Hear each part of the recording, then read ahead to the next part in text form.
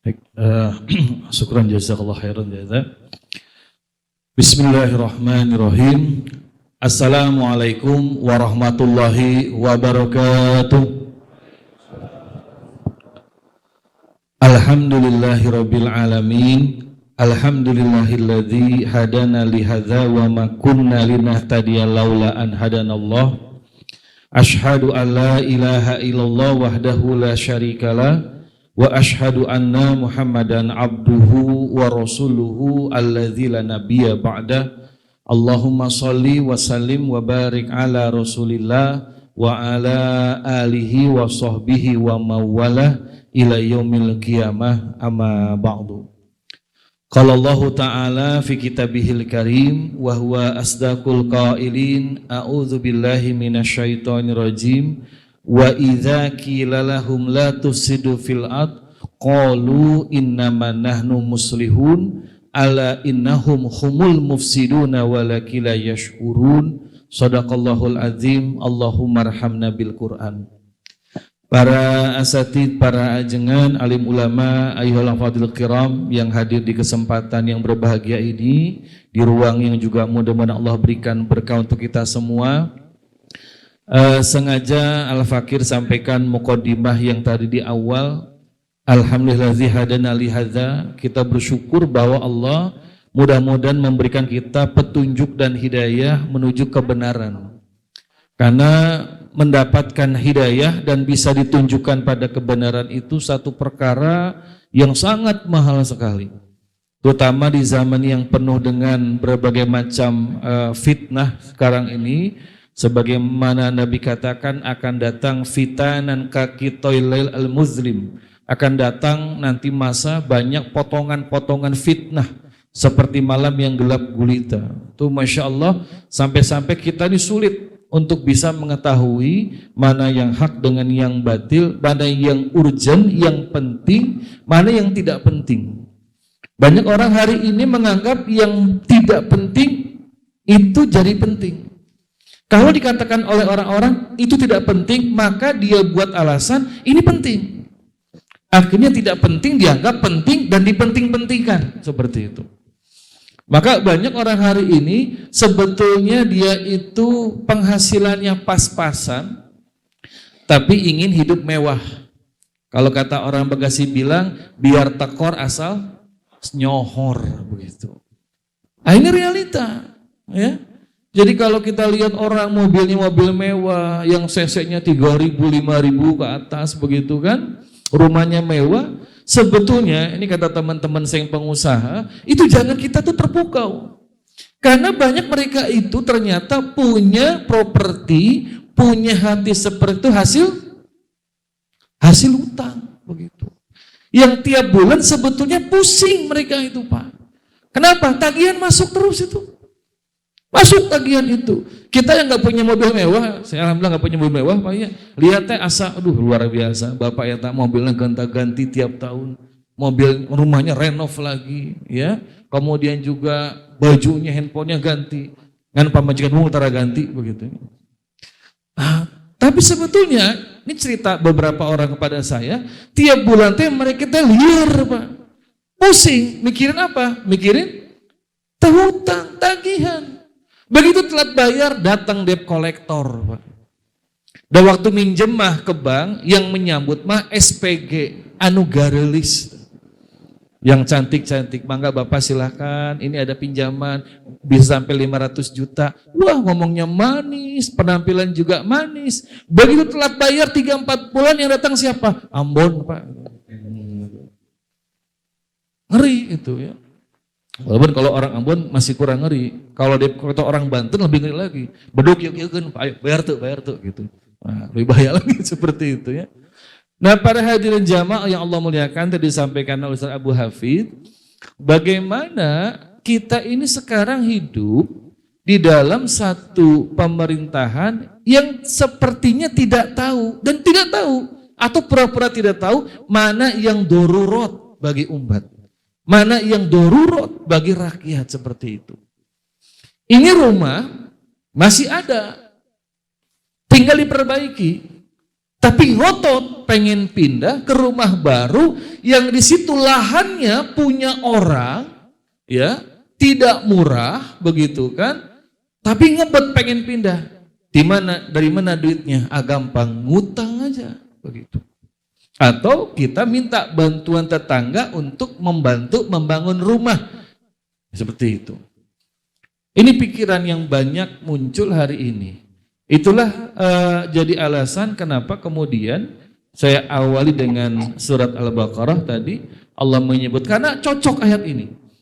Ada orang-orang yang Allah sebutkan, wa idza qila lahum la tufsidu fil ard qalu innama nahnu muslihun. Ketika dikatakan pada mereka la tufsidu fil ard, jangan berbuat kerusakan di muka bumi, mereka mengatakan kami ini orang berbuat baik sebetulnya. Innama, bahkan pakai kata innama, adatul hasyr, takkid gitu Ustaznya. Benar. Insyaallah. Jadi mereka tuh yakin, pede betul, kami ini orang benar. Bahkan bukan cuma benar, tapi muslihun. Kalau salih itu baik untuk pribadi, kalau muslihun berarti itu sampai dia yakin tindakan dia, kebijakan dia itu bisa memperbaiki orang lain. Sampai dikatakan innama nahnu muslihun, sampai yakin pede begitu. Itu Allah rekam demikian ucapannya. Tapi Allah ungkap kemudian, ala innahum humul mufsiduna walakila yash'urun. Kata Allah, ketahuilah sesungguhnya mereka itu ya mufsidun. Jadi bukan fasad. Kalau fasad kan kerusakan pribadi, ini mufsid. Artinya dia membuat kebijakan yang akan merusak orang lain, seperti itu. Tapi mereka tidak menyadari atau pura-pura tidak nyadar, seperti itu. Nah, para hadirin, para asatidz hafidhul kiram yang Allah muliakan. Jadi kalau kita bicara, bisa tampilkan? Oh ya, alhamdulillah sudah ya. Jadi kalau pada kesempatan ini ya, ini diawali dengan pernyataan, ini sudah pernyataan dan kesimpulan bahwa memang harus tolak pembangunan ibu kota baru. Karena alasannya kuat. Ada beberapa alasan, nanti bisa kita diskusikan bagaimana banyak orang, bukan satu dua orang, banyak orang menilai ini tidak layak untuk pindah. Tidak pantas untuk kemudian pindah. Kita ambil logika sajalah ya. Pakai ilmu mantik. Kira-kira para bapak jamaah Allah muliakan, para asatidz, kalau punya pesantren, mau pindah pesantren ke tempat baru, kira-kira butuh waktu berapa lama? Apa yang dipikirkan dulu? Apa yang menjadi kebutuhan dulu untuk pindah rumah atau pindah pondok kira-kira? Satu apa Pak? Harus dipikirkan. Mau pindah rumah atau pindah pondok? Satu, pembebasan berarti. Yang kedua bicara lahan. Lahan. Yang pertama berarti uangnya begitu kan. Lahan ada. Tinggal uangnya ini. Dari mana? Dan yang paling utama sebetulnya sudah perlu tidak pindah ini begitu. Ini yang perlu dipikirkan. Apakah tidak ada yang lebih darurat, yang lebih penting, yang itu menjadi aulawiyat, keutamaan bagi kemudian kita sebagai kepala rumah tangga atau para ajengan sebagai pimpinan pondok. Ada nggak yang lebih penting kalau sebelum pindah ini? Bahwa ternyata kita sebagai kepala rumah tangga, sebagai bapak, sebagai suami, oh ini mau tahun ajaran baru nih anak teh. Yang satu mau kuliah, satu masuk SMA, satu masuk SMP, yang satu masuk SD, nubung masuk TK, begitu kan? Belum juga lagi sakit gitu kan? Yang namanya saudara kandung, mertua pengen rebonding, itu kan mesti muncul tuh. Ya. Jadi pertimbangan gitu kan? Uangnya cukup tidak begitu kan? Lalu lahannya bagaimana? Pantas tidak seperti itu. Lalu datang orang menawarkan, Pak ada lahan di sana Pak, bisa dicicil. Tapi sama dia kemudian dimaaf, dinaikkan. Pasti kita tidak akan mau ngambil. Kenapa? Tekor di sana itu. Nah para hadirin jamaah boleh di next di ini. Insyaallah. Jadi para hadirin yang Allah muliakan, maaf ya. Jadi proyek pemindahan ibu kota ini gerasa gerusu. Kata orang Bogor bilang gurung gusuh begitu. Dan ugal-ugalan. Kenapa? Karena rencana pemindahan ibu kota nasional ini tidak pernah tertuang dalam rencana pembangunan jangka panjang tahun 2007. Itu nggak pernah ada. Nah, negara kita ini punya undang-undang itu yang berisi rencana pembangunan jangka panjang. Itu nggak ada Pak di sana. Kemudian juga tidak ada di dalam rencana pembangunan jangka menengah tahun 2015 sampai 2019 itu nggak ada juga begitu. Tapi tiba-tiba ini ujuk-ujuk ini muncul tahun 2020. Berarti baru 2 tahun lalu itu muncul. Ya, yang namanya Peraturan Presiden nomor 18 tahun 2020 tentang rencana pembangunan jangka menengah nasional tahun 2020 sampai 2024. Baru muncul di situ. Tapi yang dahsyat, dalam hitungan 2 tahun itu langsung ketok palu, jadi harus pindah. Seperti itu. Padahal, nah itu, ternyata perhitungan anggarannya itu tidak pernah ditemukan dalam undang-undang tentang APBN. Jadi mau pindah rumah, tapi belum ngitung, Pak. Sabaraha butuhna gitunya, duitnya dari mana, itu nggak dihitung itu. Makanya, berikutnya silakan di next begitu. Ya. Berikutnya makanya ini kalau kita perhatikan, ya, bisa? Bisa, alhamdulillah. Ya, maaf belum ini. Nanti kita akan tadi sudah sampaikan juga oleh Ustaz Abu Hafid. Akhirnya kemudian masalah uangnya ini tarik ulur, Pak. Tarik ulur, tarik kaditu. Tadinya sekian jadi bengkak. Itu tadinya yang direncanakan itu di dalam APBN para bapak itu cuma 466 triliun, bukan cuman ya ini Mbak ya. Bukan cuman ya. 400 triliun begitunya. Bukan cuman ini begitu ya. Nah, itu pada waktu awal sekitar 19,2% dari anggaran. Diskusi segala macam itu bengkak, Pak. Sekarang itu diperkirakan naik menjadi 1.470 triliun. Kita tak pakai daun, Pak. Duit unggul. Nggak pakai daun, duit unggul. 1.470 triliun. Itu kalau dibeliin kerupuk itu berapa itu, Pak? Ini ya. Jadi memang anggarannya gerasa gerusu. Termasuk tadi ceritakan oleh Ustaz Abu Hafid ya.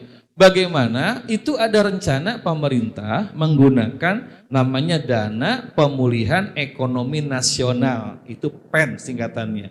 Sebetulnya awalnya dana PEN itu digunakan untuk darurat COVID-19.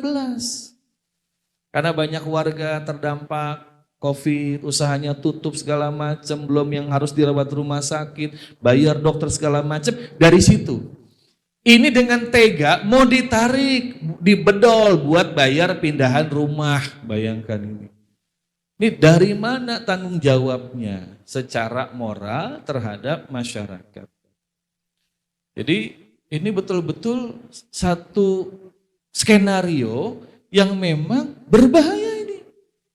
Dan merugikan. Tinggal persoalannya adalah kemudian apakah kita merasa rugi atau tidak, itu persoalannya. Karena ada orang ditincak kumaha oge, diam aja begitu kan. Ada seperti itu. Ya. Oh ya betul Pak, diacak-acak rumahnya segala macam gitu kan. Ngambek, nggak marah dia itu. Dia begitu dihina, kamu mah kulit hitam, ngambek baru begitu kan. Nah ini persoalan. Makanya para hadirin asatil kiram yang Allah muliakan, memang persoalan yang kita hadapi bukan cuma ini sebetulnya. Tapi yang paling mendasar adalah apakah kita sebagai umat muslim khususnya dan juga rakyat Indonesia merasa tidak ada permasalahan. Itu yang jadi sebetulnya masalah.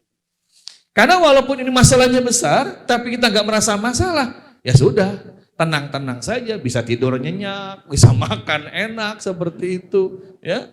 Nggak lagi berpikir ini masalah sebetulnya. Nanti kalau kita uraikan lagi sampai ke berikutnya, slide berikutnya, ini mudah-mudahan semakin membuka mata kita, ini masalah besar seperti itu. Jadi pada hadirin jamaah Allah muliakan, ini kenyataan yang memang terjadi. Gerasa gerusu dan kemudian gurung gusuh. Sampai itu biayanya bengkak 1.470 triliun. Ini Masya Allah ya. Berikutnya, nah ini saya ulangi saja tadi sampai ke Abu Hafid ya. Awalnya ini presiden berjanji bahwa tidak akan menggunakan dana, tidak akan berhutang. Ini kalau bicara hutang. Itu pada kampanye 2014 Pak Jokowi berjanji tidak akan menambah hutang begitu ya. Nah kenyataannya hari ini hutang Indonesia 6.713 triliun. Gitu. Jadi Masya Allah ya, janji tinggal janji begitu. Tapi utang jalan terus begitu ya. Makanya Masya Allah ya, ini kita bingung begitu. Para Bapak ini lihat, ini APBN 2022 Pak ya. APBN Indonesia 2022, lihat Pak. Lebih besar mana? Belanja sama pendapatan. Nah, belanjanya 2.700 triliun, pendapatannya berapa? 1.800 triliun. Tekor apa surplus, Pak? Tekor itu. Tapi nekat mau bangun kota ini. Pindah ibu kota. Segitu Pak defisit. Tekor uang belanja kita ini.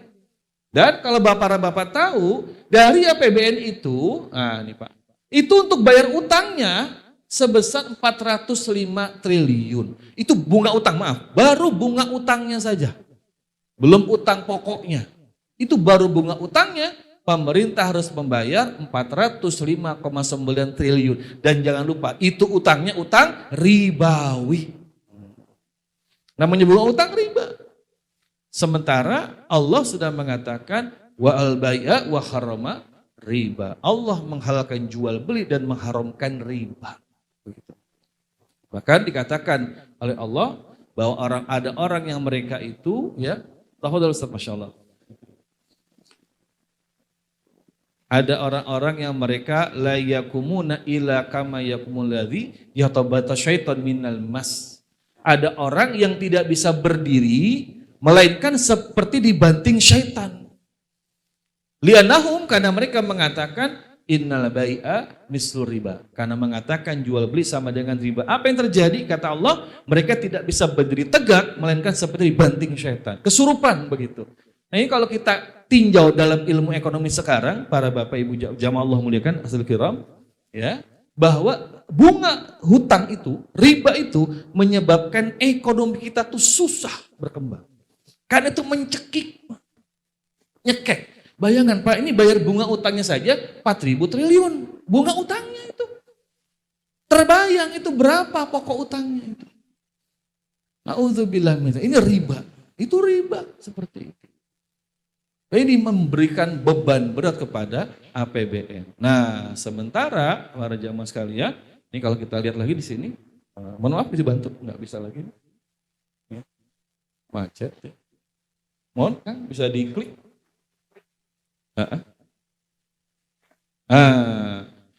Dana untuk anggaran perlindungan sosial itu hanya 431 triliun. Jadi hampir sebanding bayar bunga utang dengan dana untuk perlindungan masyarakat. Jadi berat betul ini. Berat betul. Orang yang punya cicilan utang dengan bunga itu berat betul. Kesiksa. Ya. Siang ya, malu ketemu yang ngasih utang. Malam nggak bisa tidur, begitu kan. Ketemu yang ngasih utang lengos gitu kan. Berat memang punya utang, apalagi utangnya ribawi di sini. Utangnya ribawi dan besarnya bukan lagi J juta, bukan lagi M miliar, tapi T triliun di situ. Masya Allah. Nah tapi dalam kondisi kayak begini, ini kekeh pak kekeh, tetap ingin bangun kota baru begitu. Makanya pertanyaannya para jamaah, ya, dia apa betul IKN, Ibu Kota Nusantara, sekarang disebutnya IKN Pak. Apakah betul Ibu Kota Nusantara itu mendesak dibutuhkan rakyat? Itu pertanyaannya. Betul nggak mendesak? Apakah dengan adanya IKN kemudian hutang terbayar? Apakah kemudian juga yang namanya ekonomi akan maju, melesat? Iya atau tidak? Itu kan jadi pertanyaan. Sementara hutangnya sudah jelas pasti bertambah. Seperti itu. Ya, dan tadi sampaikan Ustaz Abu Hafid, ini ada yang disebut dengan oligarki. Barangkali mungkin masyarakat bingung, oligarki kadahran naon ya. Apa itu oligarki? Ini istilah baru. Kita nih kaum muslimin hanya kenalnya komunisme, ancaman Indonesia komunisme. Ternyata para bapak di sini Al-Fakir sampaikan ada yang lebih bahaya daripada komunisme, apa itu oligarki. Karena mereka inilah mengendalikan negara. Istilahnya ini tangan goib begitu. Mereka tidak kelihatan, tapi mereka mengendalikan negara ini. Buktinya apa? Nanti kita lihat di sini. Ya, tadi sudah sampaikan oleh Ustaz Hafid, ya, seperti itu. Sementara para hadirin jamaah, nah ini mendesak nggak? Sementara utang kita 6.700 triliun, ada hampir 30 juta warga miskin. Orang ada, ya itu kan disebut miskin itu dengan penghasilan tidak salah sehari 13.000. Sekarang pertanyaan saya para bapak, uang 13.000, mahi kena naon cukup untuk apa coba itu? Makan di Bekasi berapa sepiring pada warteg? Makan sekali. Ya, berarti tiap hari puasa Daud itu. Tiap minggu bisa jadi itu. Ada 30 juta orang miskin. Dengan hitungannya, dia penghasilannya sehari 13.000 rupiah itu. Kalau di kampung lebih rendah lagi. Hitungannya itu. Tidak 13.000 seperti itu. 13.000 itu disebut miskin. Aduh itu mah jauh kemana-mana. Itu kalau sendirian. Bagaimana kalau punya anak dan istri? Makan apa dia itu? Seperti itu. Ini lebih mendesak. Lalu apa yang kemudian? Nah, ada 9 juta orang Indonesia menganggur. Ini yang tercatat Pak ya. Karena ada juga pengangguran terselubung. Ya. Sepertinya punya pekerjaan tapi sebetulnya nggak layak. Gitu. Ini pengangguran terselubung. Begitu ya. Lalu kemudian juga ada 400 desa yang tidak masuk listrik di 4 provinsi seperti itu. Ini belum masuk juga desa yang kekurangan air, yang jalannya rusak. Nggak usah jauh-jauh sampai ke Papua lah, ke daerah kita, keluar dari Jakarta, Bekasi, masuk bisa ke daerah Banten. Itu ada kawan saya suka ekspedisi mengantarkan wakaf itu ke daerah Banten. Wah itu Masya Allah, harus off-road Pak, off-road itu. Gak bisa naik motor metik bapak jebol itu, gak kuat. Itu Masya Allah. Nah mana maka yang harus kita lihat, itu apakah mana lebih mendesak? Pindah ibu kota ataukah yang ini? Belum juga angka putus sekolah Pak. Di Indonesia itu angka putus sekolah sangat tinggi. Termasuk yang tidak bisa meneruskan ke perguruan tinggi, lebih tinggi lagi. Ini 2 tahun pandemi semakin banyak anak-anak kita tuh yang tidak bisa bersekolah. Karena bapaknya kehilangan mata pencaharian, harus kuliah juga online. Sementara sampai ada ceritakan sedih ya, bapak mencuri supaya bisa membelikan HP untuk anaknya itu. HP-nya punya, sinyalnya kan bingung gitu. HP-nya punya tapi dalamnya terpencil, nggak ada sinyal begitu kan. Sampai jalan dulu itu Pak, naik ke bukit, sampai naik pohon Pak, untuk bisa belajar karena nggak ada sinyal. Mana lebih mendesak seperti itu. Ini makanya aulawiyat, beruntungnya kita di dalam Islam itu para hadirin, para asal Allah muliakan, kaidahnya jelas. Kalau kita mau ngambil kebijakan, jelas kaidahnya. Ada namanya aulawiyat. Tapi dalam sistem demokrasi yang sekarang kita pakai, ini kaidahnya terpararugu. Nggak jelas. Karena tiap orang merasa bisa menentukan mana yang penting, mana yang tidak penting. Maka seperti pemindahan ibu kota ini dianggap, oh ini penting ini, mendesak. Ternyata ada syahwat di balik itu. Nah, kita cek lagi berikutnya, para hadirin Allah muliakan. Nah ada alasan kenapa harus pindah ibu kota.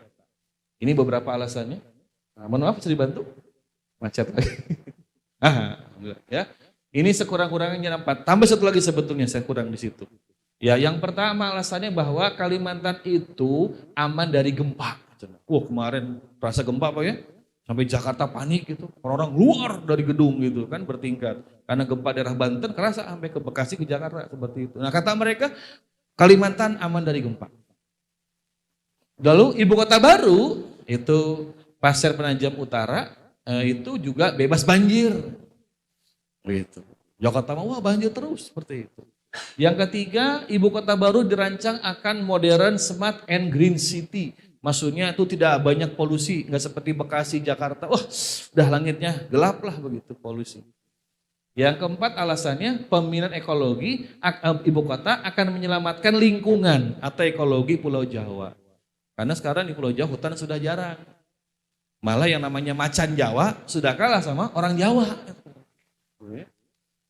Nah, jika kata alasan pemerintah ini menyelamatkan lingkungan Pulau Jawa, pindah kemana? Ke Kalimantan. Tapi ini asumsi yang keliru, pandangan yang keliru. Kenapa keliru? Kita lihat para jamaah, ya, mohon di klik, bisa sini.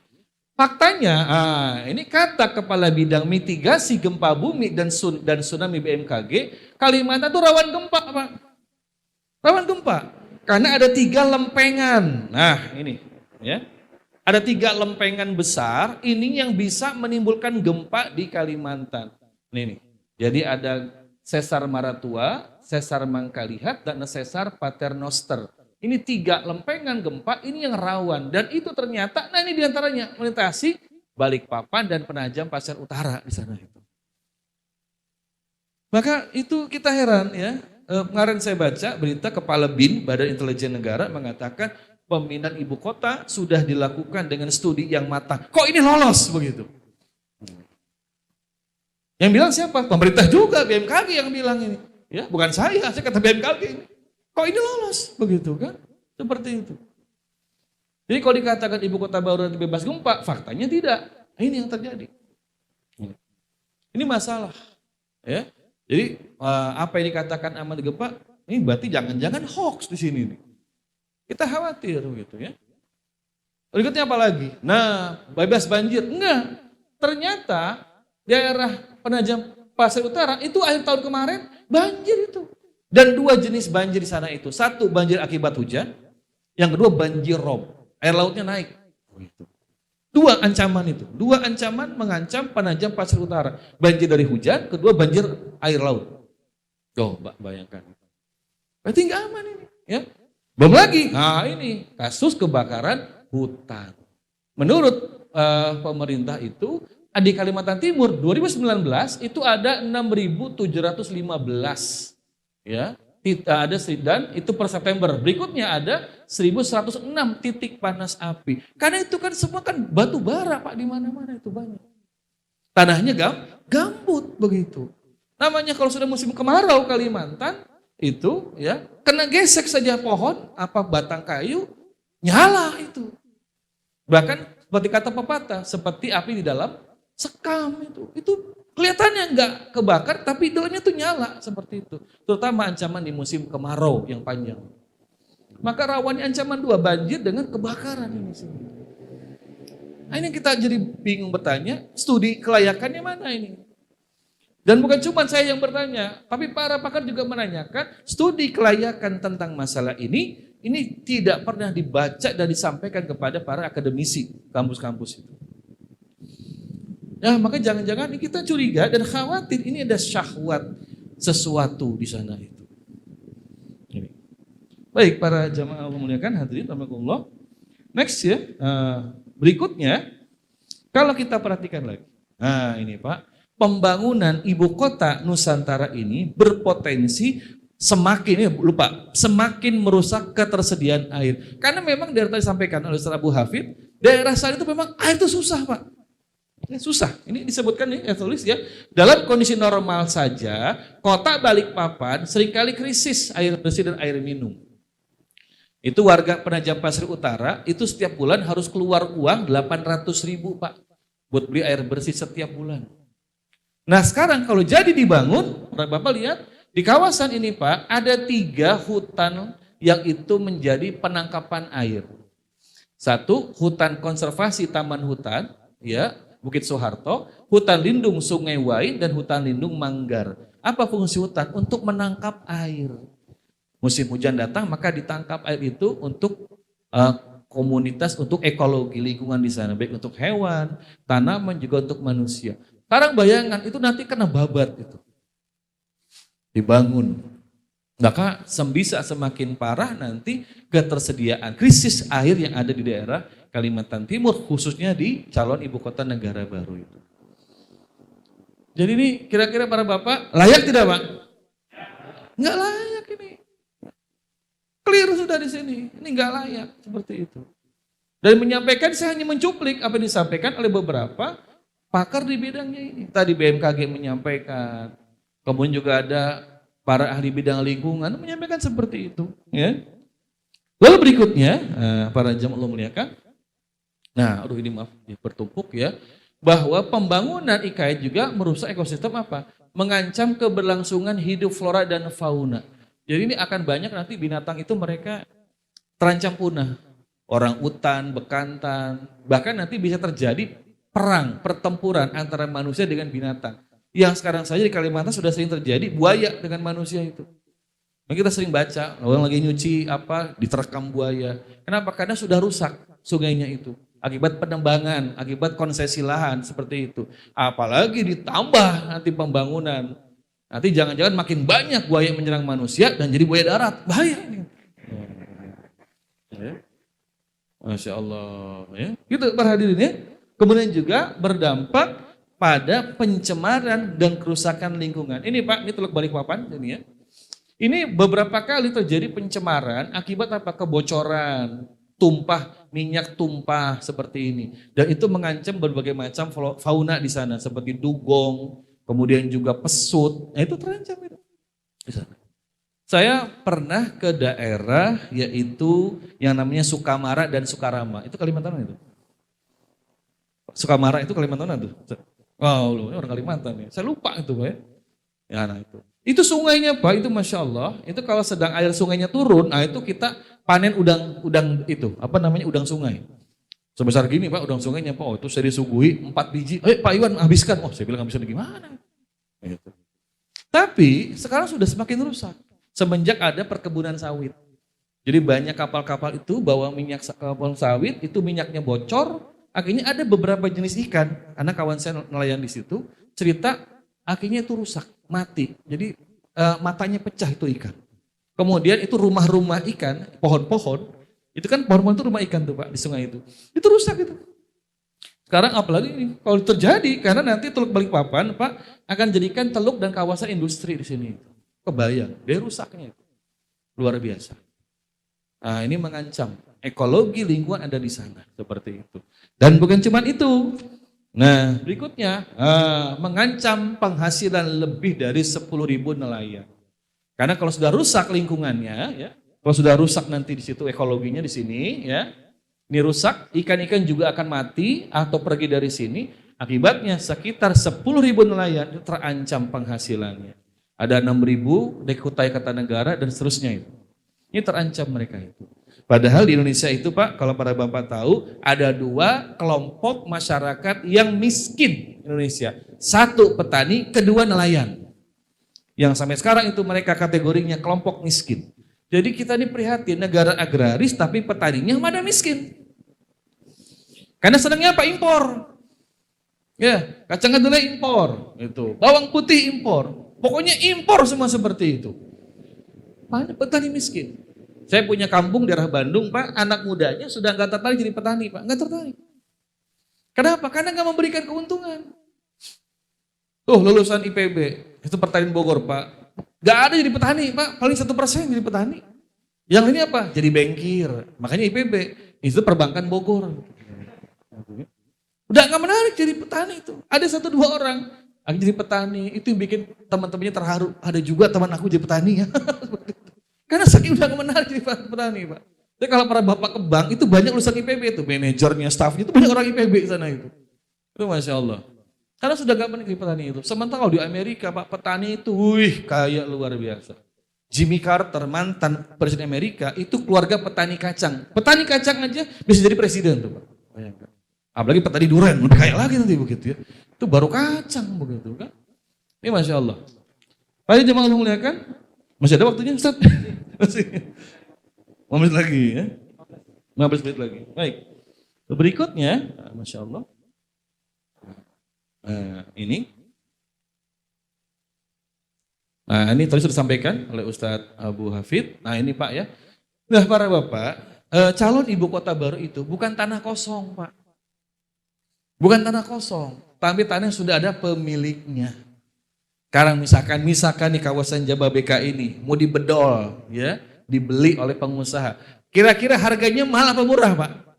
Mahal, udah dibangun. Apalagi ini, Pak. Ini ada sekitar berapa itu ya? Di sini sebutkan ditemukan oleh Jatam itu 149 ini. Nah ini. Ya. Konsesi, kemudian ada 73.000 ya hektar konsesi lahan batu bara, 92. Nah, nggak mungkin harganya murah ini. Jadi kalau misalkan ya, tadi saya juga nonton Gubernur Kalimantan Timur mengatakan, ya nanti pengusaha kan mereka punya jiwa nasionalisme, akan mereka lepas seperti itu. Kira-kira itu terwujud tidak Pak? Terwujud? Ya. Lawang yang punya lapak di pasar aja digusur, pasti minta ganti, betul nggak Pak? Iya, ngamuk-ngamuk. Apalagi ini tambang batu bara, ratusan hektar, bukan lagi ratusan ribu hektar begitu kan. Digusur, ayo Bapak ikhlas ya, cinta tanah air, Bapak sumbangan untuk bangsa dan negara, kata mereka boro-boro begitu kan ya. Pasti mereka minta kompensasi dan itu wajar lah begitu. Makanya kalau begitu, ya ini penawaran pindah ke sini Pak, ya itu bukan tanpa alasan. Karena ada yang ingin mendapatkan cuan, keuntungan yang lebih besar di situ. Jadi kalau sudah gitu, makanya kita nonton di berita, warga di situ mereka beruntung, harga tanahnya mahal. Mereka berhadapan dengan kemudian para cukong, makelar tanah. Ya, siapa yang untung kemudian? Makelar tanahnya, bukan warganya. Apalagi sudah punya lahan yang tadi, ratusan ribu hektar para pengusaha, tambang batu bara, ya, perkebunan sawit, perumahan segala macam. Mereka yang lebih untung. Untungnya berlipat-lipat. Dengan begitu, maka pemindahan ibu kota negara ini untuk rakyat atau untuk pengusaha? Pengusaha, jelas itu yang lebih untung. Itu yang disebut oligarki, ya, yaitu sekelompok orang yang mereka ini berkuasa dan menentukan jalannya pemerintahan, itu namanya oligarki. Dan kenapa DPR meloloskan? Karena 60% anggota DPR adalah pengusaha, Pak, begitu. Erlangga Hartarto itu pengusaha, begitu. Makanya undang-undang Omnibus Law langsung itu diketok palu, karena memang beliau pengusaha. Jadi tidak heran, termasuk ini pun, undang-undang IKN pun, kenapa? Karena tadi sampaikan Ustaz Hafid, itu banyak yang diuntungkan itu adalah orang-orang yang berada di circle, di lingkaran kekuasaan. Ya, tadi Sukanto Tanoto, Hasim Joyo Hadikusumo, ya siapa lagi mereka itu? Gak mungkin kalau gak dekat dengan sumbu kekuasaan gak dapat untung, gak mungkin. Karena hari ini di dalam sistem demokrasi, Pak, namanya orang jangankan mau jadi anggota legislatif. Saya tanya, di Bekasi ini mau jadi kades habis berapa itu? 3 miliar. Kades kepala desa. Daerah Jasinga nggak sampai segitu Pak, Jasinga Pak. Tapi ini Bekasi, Cilengsi, segitu 1 sampai 3 miliar kalau mau menang. Gitu. Dari mana uangnya itu? Nah, bisa mereka uang sendiri atau zaman sekarang ada yang disebut investor politik. Mau jadi kepala desa, Ustaz Abu Hafid, ayo saya bantu nih. Bilangnya bantu. Tapi kalau nanti menang, tahulah begitu kan. Nah, nanti proyek jalan siapa yang dapat. Proyek ini siapa yang dapat. Begitulah, itu baru tingkat desa loh Pak. Ini tingkat nasional yang uangnya itu tadi ribuan triliun di situ. Ini disebut dengan oligarki. Makanya ini nggak mungkin mereka itu nggak melepaskan tanahnya begitu saja. Pasti ada yang ingin mereka cari. Apa ini uang? Begitu, ya. Ini para hadirin jamaah setia Allah muliakan. Nah, ini kita sudah sampaikan tadi ya. Nah, dan ini yang juga bahaya bahwa dengan ibu kota dipindahkan, apalagi swasta dan asing. Dua apa ya? Swasta dan asing terlibat di sana. Ini mengancam kedaulatan ibu kota dan mengancam kedaulatan negara. Jadi ibu kota itu bukan cuma sekedar tempat, tapi dia pusat pemerintahan. Di sana banyak ditentukan berbagai macam kebijakan negara.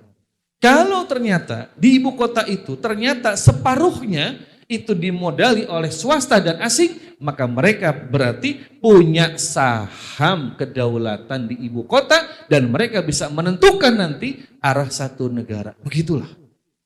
Dan itu bukan cuma di Indonesia Pak. Di semua negara yang mengandung sistem demokrasi seperti itu. Di Amerika Serikat itu yang namanya ketika serangan 9/11 itu, Pak ya, begitu kata George Bush, ayo kita serang Irak untuk kita hancurkan Al-Qaeda, kita kejar Osama bin Laden, siapa yang kemudian dapat proyeknya? Itu teman-temannya George Bush. Ada yang dulu kepala kampanyenya George Bush, ada yang temannya George Bush di bidang ini. Jadi itu yang disebut dengan kalau sekarang mah relawan, begitu ya.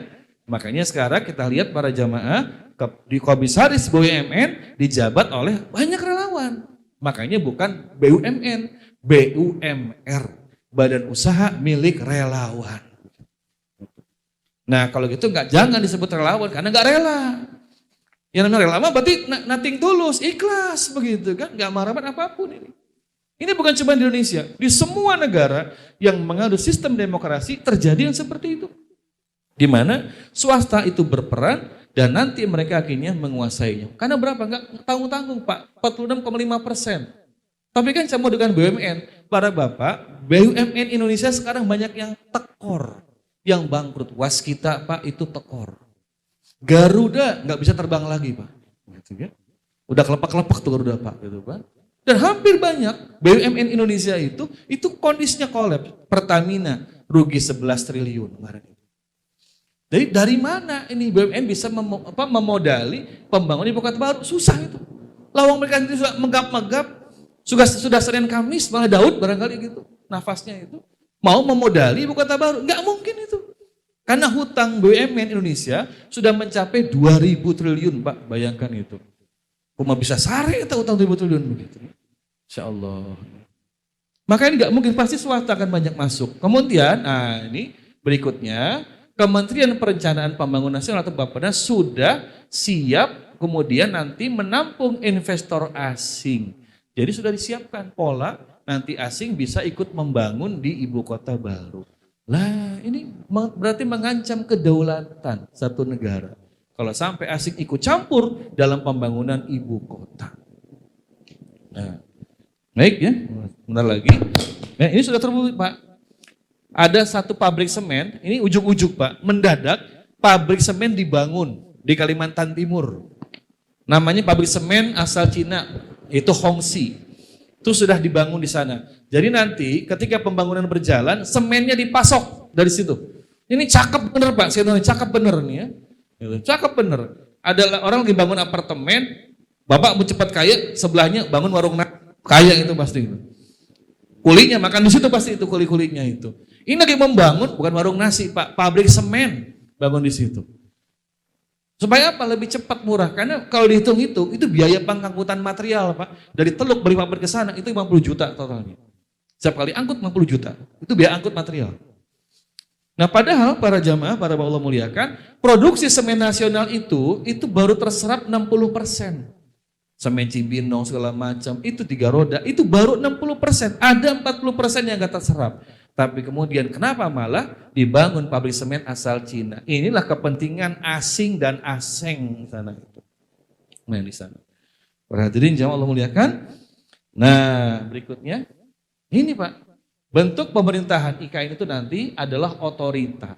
Dan itu berpeluang menciptakan tirani lokal. Kenapa?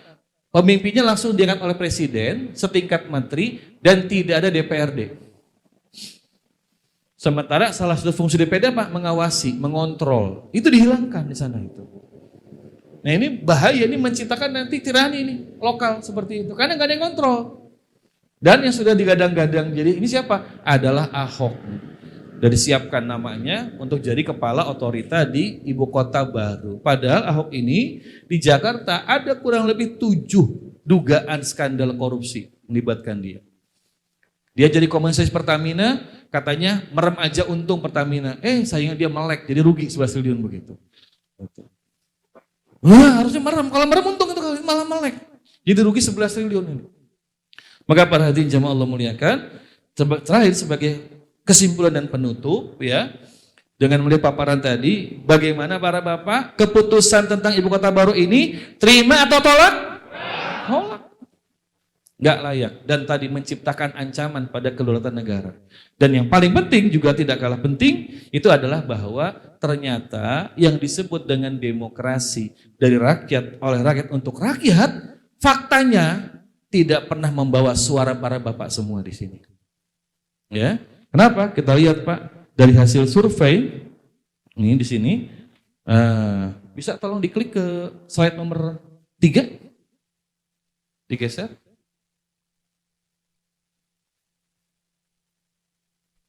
Nah, lagi.